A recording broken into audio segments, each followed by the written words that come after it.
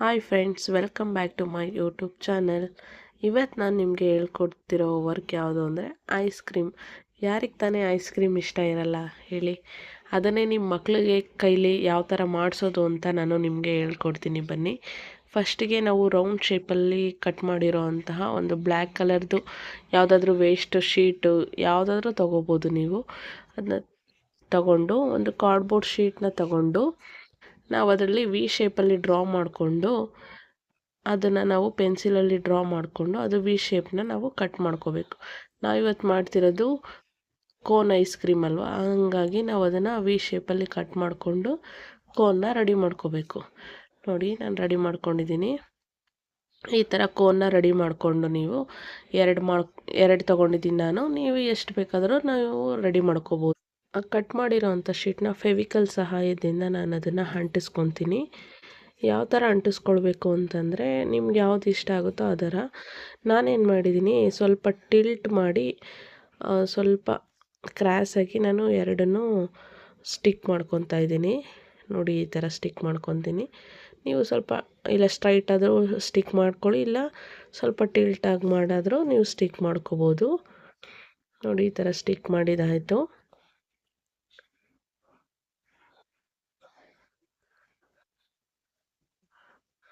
ಈಗ ಇದು ರೆಡಿ ಆಗಿದೆ ನೋಡಿ. ಈ ಥರ ನಾವು ರೆಡಿ ಮಾಡ್ಕೋಬೇಕು. ಆದ ನಂತರ ನಾವೀಗ ಅದರ ಮೇಲೆ ಕ್ರೀಮ್ನ ಹಾಕಬೇಕು. ಐಸ್ ಕ್ರೀಮಲ್ಲಿ ಯಾವುದಾದ್ರೂ ಫ್ಲೇವರ್ ಇರುತ್ತಲ್ಲ, ಫ್ಲೇವರ್ ಅಂದರೆ ನಾವು ಕಲರ್ಸ್ನಲ್ಲಿ ಆ್ಯಡ್ ಮಾಡಬೇಕಾಗುತ್ತೆ. ಸೊ ಹಾಗಾಗಿ ನಾನು ಯಾವ್ಯಾವ್ದಾದ್ರು ಕಲರ್ಸ್ನ ಬೇಕು ಅಂತ ಹೇಳಿ ನಾನು ಚೂಸ್ ಮಾಡಿಕೊಂಡು ನಾನು ಅದನ್ನು ಕಲರ್ಸ್ನ ಆ್ಯಡ್ ಮಾಡ್ತಾ ಹೋಗ್ತೀನಿ. ಬನ್ನಿ, ಕಲರ್ನ ರೆಡಿ ಮಾಡ್ಕೊಳ್ಳೋಣ.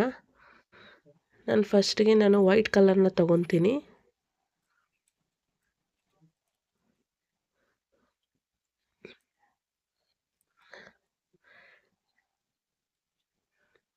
ಈ ಕ್ಲೇನ ಫ್ರೆಂಡ್ಸ್ ನಾವು ತೊಗೊಂಡ್ಮೇಲೆ ನೀಟಾಗಿ ಅದನ್ನು ಹೇರ್ ಹೋಗ್ದಂಗೆ ನಾವು ಅದನ್ನು ನೀಟಾಗಿ ಅದು ಜಿಪ್ ಕವರಲ್ಲಿ ಇರುತ್ತಲ್ಲ ಅದನ್ನು ನೀಟಾಗಿ ನಾವು ಜಿಪ್ನ ಲಾಕ್ ಮಾಡಬೇಕು. ಇಲ್ಲ ಅಂತಂದರೆ ಅದು ಫುಲ್ಲು ಡ್ರೈ ಆಗೋಗ್ಬಿಟ್ಟು ಅದು ನಮ್ಮ ನೆಕ್ಸ್ಟ್ ವರ್ಕ್ ಮಾಡೋದಕ್ಕೆ ಯೂಸ್ ಆಗೋದಿಲ್ಲ. ಸೊ ಯೂಸ್ ಮಾಡಬೇಕಾದ್ರೆ ಕೇರ್ಫುಲ್ಲಾಗಿ ಯೂಸ್ ಮಾಡಿ. ಅದನ್ನು ನೀವು ಎಷ್ಟು ಬೇಕೋ ಅಷ್ಟು ತೊಗೊಂಡಿದ್ದ ತಕ್ಷಣ ನೀಟಾಗಿ ಮತ್ತೆ ಅದನ್ನು ಪ್ಯಾಕ್ ಮಾಡಿ ಇಡಬೇಕಾಗುತ್ತೆ. ನೆಕ್ಸ್ಟ್ ನಾನು ಅದನ್ನು ನೀಟಾಗಿ ಒರೆಸ್ತು ನೀಟಾಗಿ ಅದಕ್ಕೆ ಅದು ಎಷ್ಟು ಉದ್ದ ಬರುತ್ತಲ್ಲ ಮುಂದೆಗಡೆ ಅದನ್ನು ರೆಡಿ ಮಾಡಿಕೊಂಡು ನಾನೀಗ ಅದನ್ನು ನೀಟಾಗಿ ಅದ್ರ ಮೇಲೆ ಇಟ್ಬಿಟ್ಟು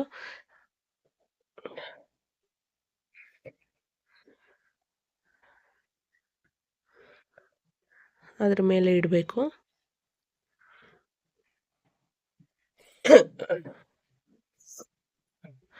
ಇಟ್ಟು ನಾವು ಸೈಡಿಂದ ನೀಟಾಗಿ ಅದನ್ನು ಕೆಳಗಡೆಗೆ ಸ್ಪ್ರೆಡ್ ಮಾಡಬೇಕು.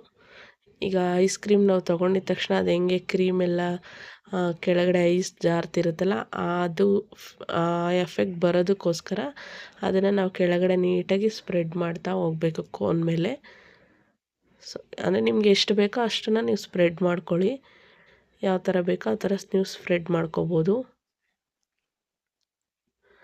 ನಾನು ನೋಡಿ ಈ ಥರ ಸ್ಪ್ರೆಡ್ ಮಾಡಿಕೊಂಡೆ. ಮೇಲೆಲ್ಲ ಸ್ವಲ್ಪ ಹಂಗೆ ಎಡ್ಜಸ್ನ ಶಾರ್ಪ್ ಇರೋದನ್ನ ಸ್ವಲ್ಪ ಅದನ್ನು ಬ್ಲೆಂಡ್ ಮಾಡ್ತಾಯಿದ್ದೀನಿ.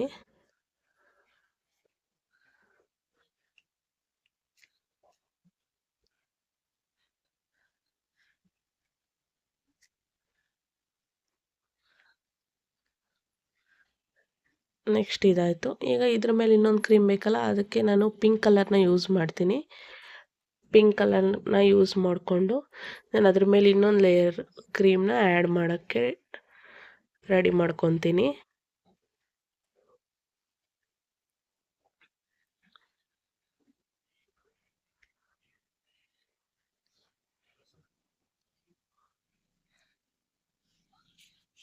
ಸೇಮ್ ಇದನ್ನು ಅದೇ ಥರ ನೀಟಾಗಿ ಮಿಕ್ಸ್ ಮಾಡಿಕೊಂಡು ನಾವು ನೀಟಾಗಿ ಅದಕ್ಕೆ ಎಷ್ಟು ಅಳತೆ ಬೇಕೋ ಅಷ್ಟಕ್ಕೆ ಇದು ಮಾಡಿಕೊಂಡು ನೀಟಾಗಿ ಇದನ್ನು ನಾವು ಇವಾಗ ಅದೇ ಥರ ಕೆಳಗಡೆಗೆ ಸ್ಪ್ರೆಡ್ ಮಾಡಬೇಕು.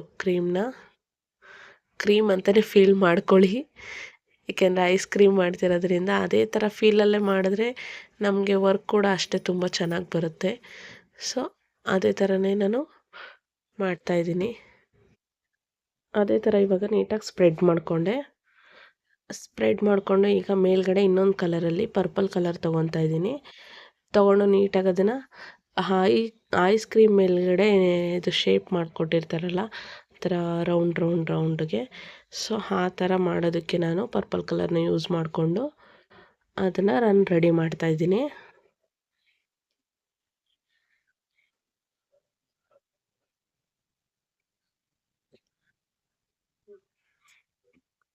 ಅದು ಎಷ್ಟು ಉದ್ದ ಬೇಕಾದರೂ ನಾವು ಅದನ್ನು ರೆಡಿ ಮಾಡ್ಕೋಬೋದು. ನಾನು ಇಷ್ಟನ್ನು ಮಾಡಿಕೊಂಡು ಅದಕ್ಕೆ ನೀಟಾಗಿ ಅದನ್ನು ಹಂಗೆ ಪೇಸ್ಟ್ ಮಾಡ್ತೀನಿ.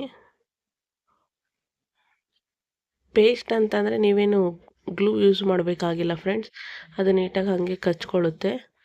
ಸ್ವಲ್ಪ ಪ್ರೆಸ್ ಮಾಡಿದ್ರೆ ಅದು ಸರಿಯಾಗಿ ಬರುತ್ತೆ.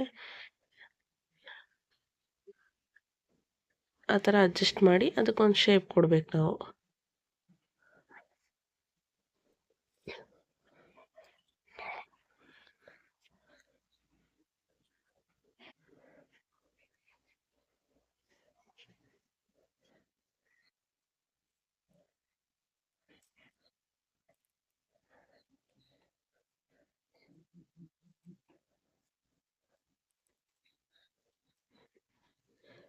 ಈಗ ಪರ್ಪಲ್ ಕಲರೆಲ್ಲ ಆಯಿತು. ಈಗ ನೆಕ್ಸ್ಟ್ ಪಕ್ಕದಿರೋದ್ರಲ್ಲಿ ಅದಕ್ಕೆ ಇನ್ನೊಂದು ಸ್ವಲ್ಪ ಡಿಫ್ರೆಂಟಾಗಿ ಬೇರೆ ಕ್ರೀಮ್ನ ಹಾಕಿ ಮಾಡಬೇಕು. ಸೊ ಅದಕ್ಕೆ ನಾನು ಸ್ವಲ್ಪ ಲೈಟ್ ಪೀಚ್ ಕಲರ್ ಇರುವಂತಹ ಕ್ಲೇನ ತಗೋತಾ ಇದ್ದೀನಿ.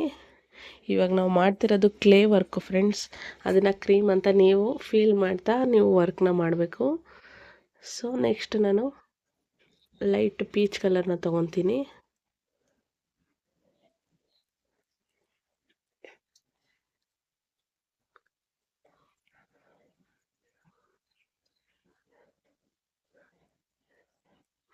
ಇದು ಅಷ್ಟೇ, ನಾವು ಪಕ್ಕದ್ದು ಯಾವ ಥರ ಮಾಡಿದ್ವೋ ಸೇಮ್ ಅದೇ ಥರ ಅದನ್ನೆಲ್ಲ ನೀಟಾಗಿ ನಾವು ಅದನ್ನು.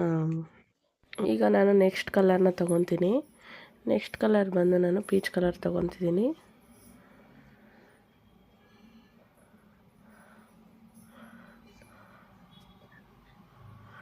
ಪೀಚ್ ಕಲರ್ನ ತೊಗೊಂಡು ಅದೇ ಥರ ನಾವು ನೀಟಾಗಿ ಸ್ಪ್ರೆಡ್ ಮಾಡಬೇಕು. ಸೊ ನೆಕ್ಸ್ಟ್ ಅದ್ರ ಮೇಲೆ ನಾನು ವೈಟ್ ಕಲರ್ನ ಸ್ಪ್ರೆಡ್ ಮಾಡ್ತಿದ್ದೀನಿ.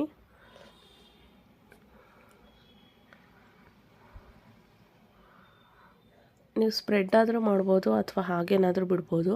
ಹಾಗೆ ಬಿಟ್ಟರೆ ಅಷ್ಟು ಲುಕ್ ಅನಿಸಲ್ಲ. ಸೊ ನೀಟಾಗಿ ಆ ಥರ ಸ್ಪ್ರೆಡ್ ಮಾಡಿದ್ರೆ ನಾವು ಯಾವ ಥರ ರಿಯಲ್ ಕೋನ್ ಐಸ್ನ ತೊಗೊಂಡಾಗ ಅದು ಹೆಂಗೆ ಎರಡು ಕ್ರೀಮ್ ಹಾಕಿರ್ತಾರೆ ಅದೆಲ್ಲ ಹೆಂಗೆ ನೀಟಾಗಿ ಸ್ಪ್ರೆಡ್ ಆಗಿರುತ್ತಲ್ಲ, ಸೊ ಆ ಥರ ಅದೊಂದು ಎಫೆಕ್ಟ್ ಅದರಲ್ಲಿ ಕಾಣ್ಬೋದು ನಾವು. ಸೊ ಹಂಗಾಗಿ ನಾನು ಅದಕ್ಕೆ ಸ್ಪ್ರೆಡ್ ಮಾಡ್ತಾಯಿದ್ದೀನಿ. ನೋಡಿ ಈ ಥರ ನೀಟಾಗಿ ಎಡ್ಜಸ್ ಎಲ್ಲ ನೀಟಾಗಿ ಅದೇ ಶೇಪಲ್ಲಿ ನೀಟಾಗಿ ಸ್ಪ್ರೆಡ್ ಮಾಡಬೇಕು. ನೆಕ್ಸ್ಟ್ ಈಗ ಅದ್ರ ಮೇಲೆ ನಾನು ಸೇಮ್ ಅದು ರಿಂಕಲ್ದು ಇದು ಮಾಡೋದಕ್ಕೋಸ್ಕರ ಸೊ ರೆಡ್ಡು ಮತ್ತು ಯೆಲ್ಲೋ ಕಲರ್ನ ತೊಗೊತೀನಿ. ಸೊ ಎರಡನ್ನೂ ಕಲರ್ನ ನಾವು ನೀಟಾಗಿ ಒಸ್ದು ಇಷ್ಟು ಲೆಂತ್ ಬೇಕೋ ಅಷ್ಟುದ್ದ ನಾವು ಅದನ್ನು ಒಸ್ಕೋಬೇಕು. ನಾನು ಫೈಬರ್ ಶೀಟ್ ಎಲ್ಲೋ ಮಿಸ್ ಆಗೋಗ್ಬಿಟ್ಟಿದೆ, ನಮ್ಮ ಪಾಪು ಎಲ್ಲೋ ಎಸ್ತಿದ್ದಾನೆ. ಸೊ ಹಂಗಾಗಿ ನಾನೊಂದು ಡ್ರಾಯಿಂಗ್ ಶೀಟಲ್ಲಿ ನಾನು ಅದನ್ನು ರೆಡಿ ಮಾಡ್ಕೊತಾ ಇದ್ದೀನಿ. ನೀಟಾಗಿ ಅದನ್ನು ಉದ್ದಕ್ಕೆ ಒಸಿಬೇಕು, ನಮಗೆ ಎಷ್ಟು ಬೇಕೋ ಅಷ್ಟು.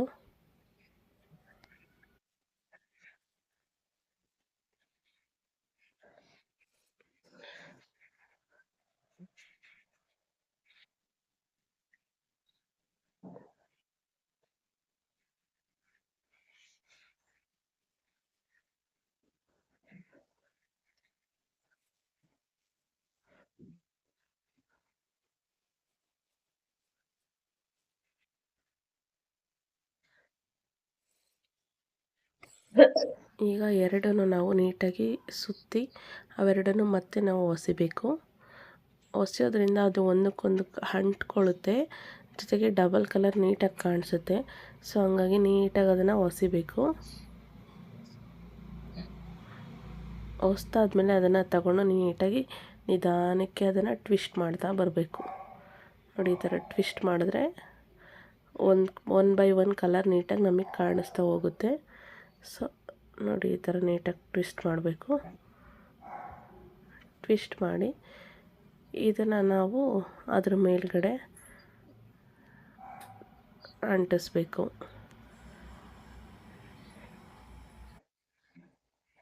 ಈ ಥರ ಜಿಗ್ಜಾಗ್ ಟೈಪಲ್ಲಿ ನಾವು ಅದನ್ನು ಪೇಸ್ಟ್ ಮಾಡಬೇಕಾಗುತ್ತೆ. ಈ ಥರ ಪೇಸ್ಟ್ ಮಾಡಬೇಕು. ಸೊ ಈಗ ನಾವು ಇದು ಆಯಿತು. ಸೊ ಈಗ ಇದನ್ನು ಸ್ವಲ್ಪ ನಾವು ಕಲರ್ಫುಲ್ಲಾಗಿ ಡೆಕೋರೇಟಿವ್ ಮಾಡಬೇಕಲ್ಲ, ಹಾಗಾಗಿ ಸ್ವಲ್ಪ ಸ್ಪ್ರಿಂಕಲ್ಸು ಮತ್ತು ಚಾಕ್ಲೇಟ್ ಬಾಲ್ಸು ಇದನ್ನೆಲ್ಲ ರೆಡಿ ಮಾಡಬೇಕಲ್ಲ. ಸೊ ಹಂಗಾಗಿ ನಾನು ಅಲ್ಲೇನು ಯೂಸ್ ಮಾಡಿದ್ದೀನಲ್ಲ ಅದರಲ್ಲೇ ಒಂದು 3 ಕಲರ್ಸ್ ತೊಗೊಂಡು ನಾನು ಅದನ್ನು ಡೆಕೋರೇಷನ್ ಮಾಡ್ತೀನಿ.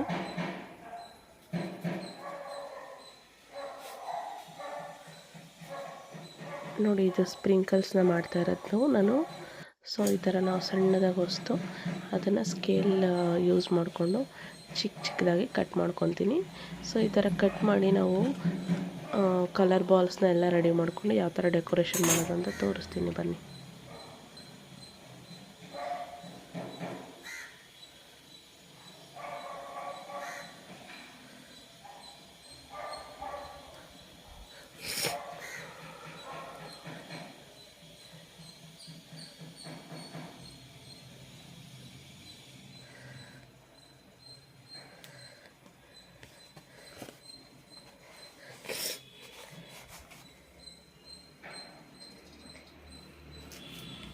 ನೆಕ್ಸ್ಟ್ ಯೆಲ್ಲೋ ಕಲರ್ನ ತೊಗೊಂಡು ನಾನು ಯೆಲ್ಲೋ ಕಲರಲ್ಲೂ ಕೂಡ ಅದೇ ಥರ ಮಾಡ್ತೀನಿ.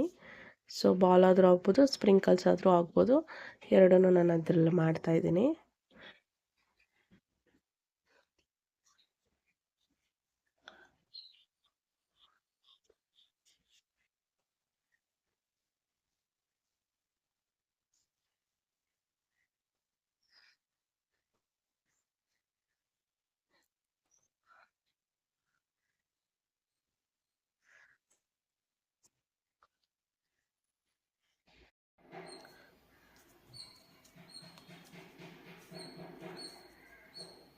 ರೆಡ್ ಕಲರಲ್ಲಿ ಬಾಲ್ಸ್ನ ರೆಡಿ ಮಾಡಿ ರ್ಯಾಂಡಮ್ಮಾಗಿ ಇಡ್ಬೋದು, ಎಲ್ಲಿ ಬೇಕಾದರೂ ಇಡ್ಬೋದು. ರ್ಯಾಂಡಮ್ಮಾಗಿ ನಾನು ಎಲ್ಲೆಲ್ಲಿ ಬೇಕೋ ಅಲ್ಲಲ್ಲಿ, ಎಲ್ಲೆಲ್ಲಿ ಸ್ವಲ್ಪ ಪ್ಲೈನ್ ಅನಿಸುತ್ತಲ್ಲ ಅಲ್ಲೆಲ್ಲ ಸ್ವಲ್ಪ ಹಾಕಿ ಡೆಕೋರೇಷನ್ ಮಾಡ್ತಾಯಿದ್ದೀನಿ. ಈ ಥರ ಮಕ್ಳುಗಳ ಕೈಲಿ ಮಾಡಿಸಿದ್ರೆ ಅವ್ರಿಗೇನೋ ತುಂಬ ಎಂಜಾಯ್ ಮಾಡಿಕೊಂಡು ಈ ಥರ ವರ್ಕ್ಗಳನ್ನ ಮಾಡ್ತಾರೆ. ಸೊ ನಾನು ಐಸ್ ಕ್ರೀಮ್ ಮಾಡಿದೆ ಅನ್ನೋ ಥರ ಅವ್ರಿಗೆ ಫೀಲ್ ಇರುತ್ತೆ.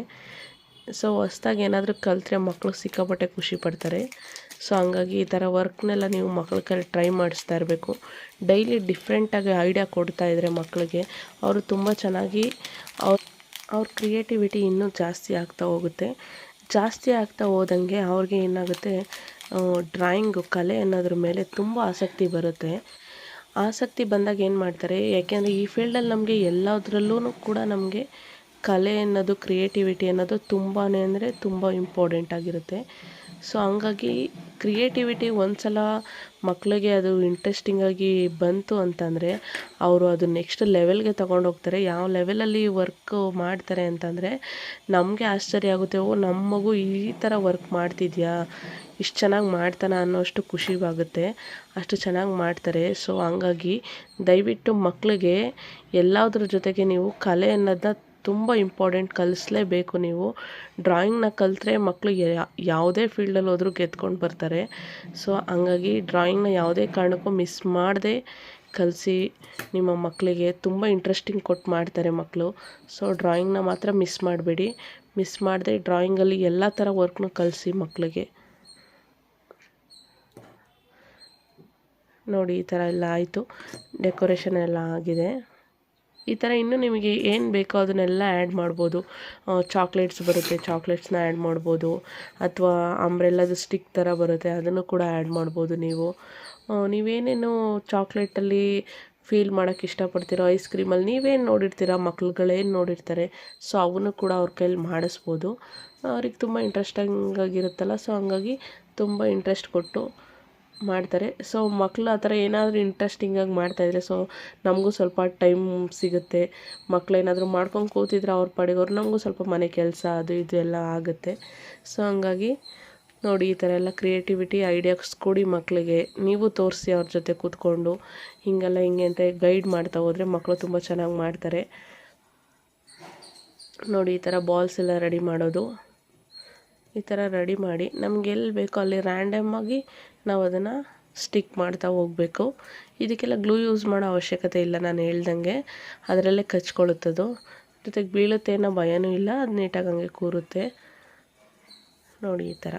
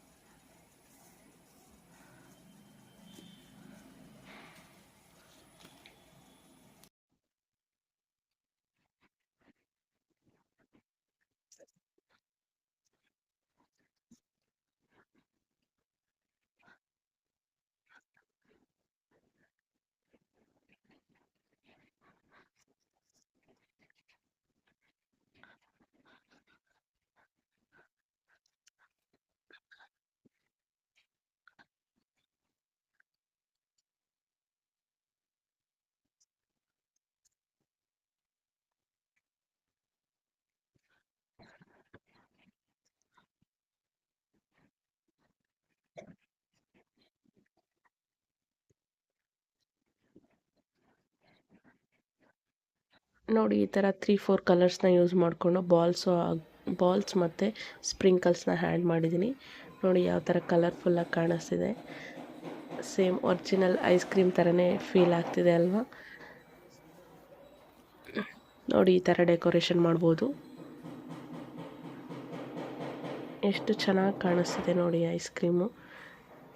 ನೋಡ್ತಿದ್ರೇ ಬಾಯಲ್ಲಿ ನೀರು ಬರುತ್ತೆ, ಆ ಥರ ಇದೆ ವರ್ಕು. ಸೊ ಇದೆಲ್ಲ ಮಾಡಿಸಿದ್ರೆ ಮಕ್ಳಿಗೆ ತುಂಬ ಇಷ್ಟ ಆಗುತ್ತೆ. ಪ್ಲೀಸ್ ಟ್ರೈ ಮಾಡಿಸಿ ಇದನ್ನೆಲ್ಲ ಮಕ್ಳ ಕೈಲಿ.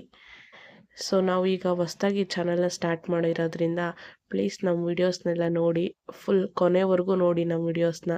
ನಮ್ಮ ವಿಡಿಯೋ ಇಷ್ಟ ಆದಲ್ಲಿ ಲೈಕ್ ಮಾಡಿ, ಶೇರ್ ಮಾಡಿ ಹಾಗೂ ಕಮೆಂಟ್ ಮಾಡಿ. ನೀವು ಕಮೆಂಟ್ ಮಾಡೋದ್ರಿಂದ ನಮಗೆ ಇನ್ನೂ ವರ್ಕ್ ಮಾಡೋದಕ್ಕೆ, ಇನ್ನೂ ಒಂದು ವರ್ಕ್ ಚೆನ್ನಾಗಿದೆ ಅಂತ ಒಂದು ಕಮೆಂಟ್ ಮಾಡೋದ್ರಿಂದ ನಮಗೆ ಇನ್ನೂ ಇದೇ ಥರ ಇನ್ನೂ ಡಿಫ್ರೆಂಟಾಗಿ ವರ್ಕ್ ಮಾಡೋವಂತಹ ಆಸಕ್ತಿ ಹೆಚ್ಚಾಗುತ್ತೆ.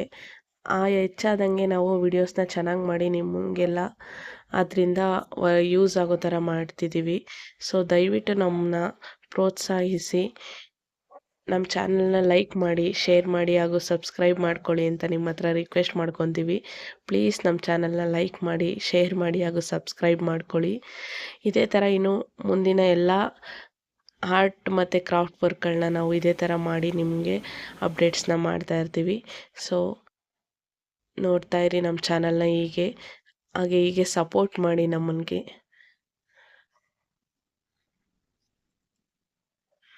ಇದಾಗಿತ್ತು ಫ್ರೆಂಡ್ಸ್ ಇವತ್ತಿನ ವಿಡಿಯೋ. ನಮ್ಮ ವಿಡಿಯೋ ಇಷ್ಟ ಆದಲ್ಲಿ ಮತ್ತೊಮ್ಮೆ ಲೈಕ್ ಮಾಡಿ, ಶೇರ್ ಮಾಡಿ ಹಾಗೂ ಸಬ್ಸ್ಕ್ರೈಬ್ ಮಾಡಿ. ಧನ್ಯವಾದಗಳು ಫ್ರೆಂಡ್ಸ್.